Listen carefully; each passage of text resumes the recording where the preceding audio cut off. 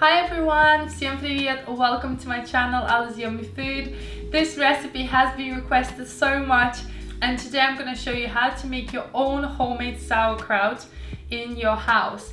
It's super simple, it's nutritious, it's delicious, it's really good for your gut, helps you with improving your microbes and the good bacteria in your gut. So it's a must dish to try at least once, and definitely eat this every single day if you can. Now let's get started. Over here I've got my cabbage and 2 peeled carrots. Now this is such a great recipe for everybody who is wanting to have a natural probiotic, as well as it's so delicious. First thing you want to do is cut your cabbage in half and then just get rid of that middle section here that's really tough. And I usually just cut it off with a knife and then do the same with your other half. This recipe takes some time to make, that's why I usually make a lot, so you can even double or triple this recipe as the process is the same. And it makes, one giant bottle of cabbage, carrot cabbage salad, and it's absolutely fantastic. So I use my food processor to grate everything because it's much faster. If you don't have one, you have to do this by hand.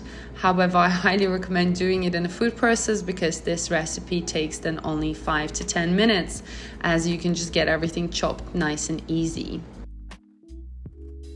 Once you've chopped up your cabbage, you want to add that into a bowl. I'm using a large bowl, and repeat the same with your carrots as well.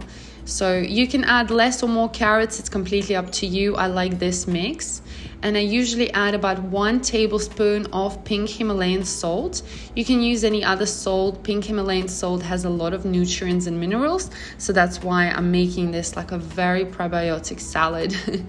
Then what you want to do, you want to really mix everything together and squeeze with your hands.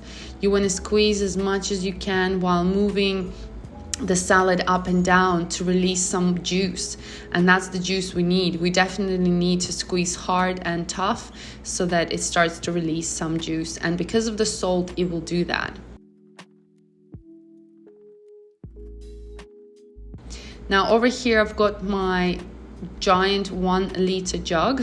So what you want to do, you want to add your carrot and cabbage mixture inside, about 2-3 handfuls, just like that.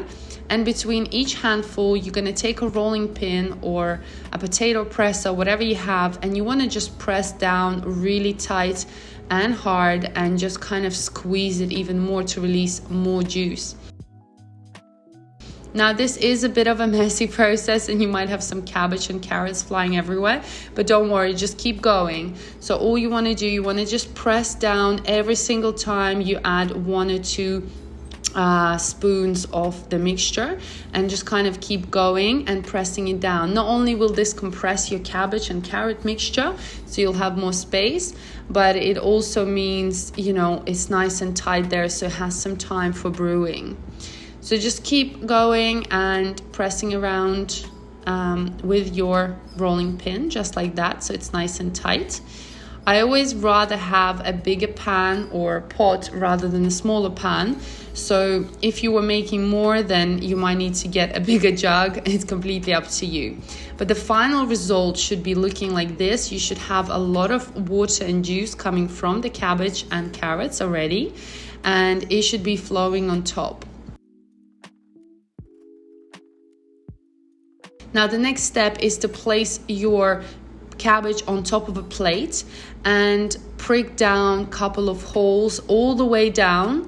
This will help to release the gas and ferment the cabbage. Now this step is really essential and very important, otherwise it will just spoil very quickly. And then you want to place the lid on top, but you don't want to close it fully, you want to leave some air out, so just lightly loosen it on top, so making sure there's some air. You want to poke the holes every 4 hours, and you want to definitely leave this for 1 or 2 days minimum.